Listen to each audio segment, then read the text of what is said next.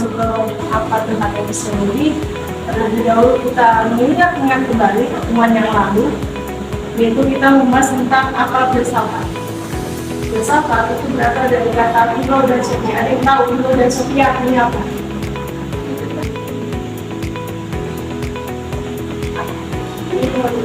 Philo dan sophia artinya apa? Minta pada Oke. Jadi filsafat itu memiliki cabang-cabang filsafat secara umum dan cabang-cabang khusus. Cabang secara umum diantaranya adalah ontologi, epistemologi, dan aksiologi. Ontologi itu mempelajari tentang apa? Ontologi ilmu yang mempelajari hakikat tentang yang ada. Jadi ilmu yang mempelajari tentang yang ada, yang mempelajari tentang alam semesta, yang mempelajari tentang Tuhan, yang disebut dengan ontologi. Aksiologi, ada yang tahu aksiologi apa? Iya, ilmu yang mempelajari tentang nilai. Nilai-nilai yang bagaimana? Nilai-nilai estetika, nilai keindahan dan kejelekan, yang tidak indah dan indah, dan nilai-nilai etika. Etika itu adalah ilmu yang mempelajari tentang tindakan, perilaku, perbuatan manusia dan kaitannya dengan moral. Oke, sekarang kita mulai kelas epistemologi. Jadi apa itu epistemologi? Kata epistemologi itu berasal dari bahasa Yunani, yang artinya episteme dan logos. Episteme adalah pengetahuan, logos adalah ilmu. Jadi epistemologi itu adalah ilmu yang mempelajari tentang pengetahuan dan dasar-dasar kebenaran, yang mempelajari tentang definisi ciri-ciri pengetahuan, kondisi substansi atau asal mula pengetahuan, dan batasan pengetahuan dan teori kebenaran. Oke, cara ringkasnya, epistemologi itu mempelajari tentang yang pertama adalah dasar-dasar pengetahuan, yang kedua jenis pengetahuan, yang ketiga adalah metode kebenaran. Dasar-dasar pengetahuan diantaranya adalah yang pertama otoritas. Otoritas itu adalah orang yang memiliki keahlian dalam bidang tertentu. Yang kedua rasio atau akal pikiran. Yang ketiga empiri atau pengalaman indera. Yang keempat intuisi. Yang kelima wahyu dan kitab suci.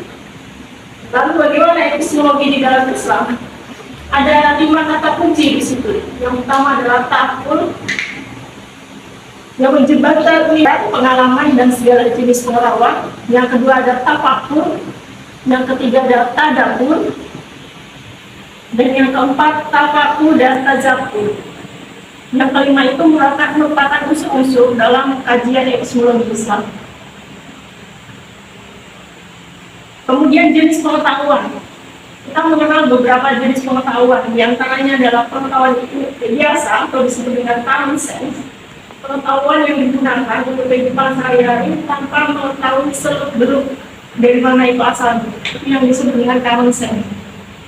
Yang kedua adalah pengetahuan ilmiah, jenis pengetahuan yang diperoleh dan dipertanggungjawabkan secara ilmiah. Jadi pengetahuan ilmiah ini harus dapat dipertanggungjawabkan secara ilmiah. Pengetahuan filsafat yang diperoleh dari pemikiran yang kontemplatif dan spekulatif. Kemudian yang terakhir adalah pengetahuan agama, pengetahuan yang hanya diperoleh dari Tuhan lewat para utusannya. Kemudian ada beberapa metode kebenaran di sini yang biasa digunakan oleh para filsuf, yaitu yang pertama adalah metode kritis, yang kedua metode intuitif, yang ketiga metode skolastik, yang keempat adalah metode empiris, transendental, fenomenologi, dialektika, positivistik, analitika bahasa, dan yang terakhir adalah metode psikoanalisa. Dalam metode kebenaran itu kita mengenal teori-teori kebenaran. Yang pertama adalah teori koherensi atau konsistensi, memandang bahwa kebenaran itu adalah yang sesuai dengan fakta. Jadi pernyataan dengan fakta itu sesuai. Contohnya adalah Bung Karno memiliki anak bernama Megawati. Jadi pernyataannya dan faktanya sesuai. Yang kedua adalah teori kebenaran korespondensi. Teori ini menyatakan suatu pernyataan benar jika isi pengetahuan sesuai dengan objek yang dituju. Misalnya, ibu kota negara Indonesia adalah Jakarta. Kemudian ada teori kebenaran pragmatis yang memandang bahwa kebenaran ini dapat diukur sejauh dia memiliki manfaat yang secara praktis. Jadi suatu pernyataan adalah benar jika pernyataan itu mempunyai kegunaan praktis dalam kehidupan manusia. Teori ini menyatakan bahwa kebenaran diputuskan atau dikemukakan oleh pemegang otoritas tertentu. Ya, contohnya mengenai pendaftaran satu syarat. Oke, saya kira itu. Ada pertanyaan di sini? Kalau tidak ada, saya bagi menjadi 3 kelompok. Ya, jadi tulis nama filsuf di sini, baik itu filsuf Barat maupun filsuf Islam. Kita akan mencari dasar pengetahuannya apa, jenis pengetahuannya apa, dan mereka menggunakan metode pendekatan apa. Ya, satu tugas 2 orang.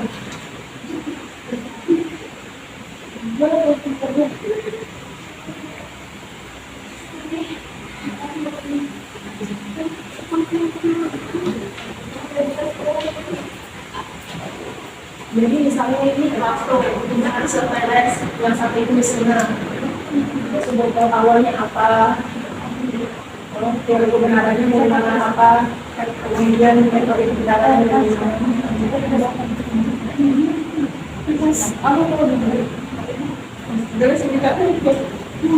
Aristoteles ini apa?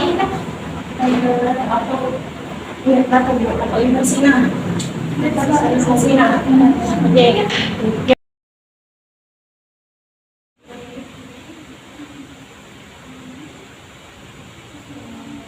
Kalau sudah, silakan dikumpulkan.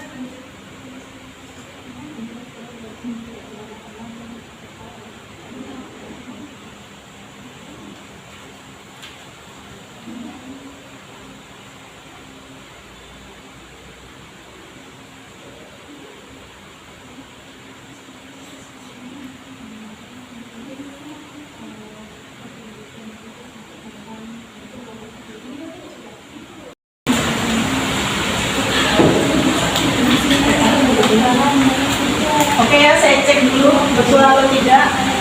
Sumber pengetahuan Istisna, ilmu evaluasi, teori kebenaran, Al-Quran, pengalaman pribadi, tentang matematika. Aristoteles, C. Pengamatan alam, penelitian Inggris, D. Pengamatan praktis. Plato, teori kebenaran referensi, D. Sesuai dengan pernyataan yang sesuai dengan teori. Oke, kita berikan aplaus untuk kita. Ya, saya kira saya cukup sekian pertemuan hari ini. Sekian dari saya. Wassalamualaikum warahmatullahi wabarakatuh.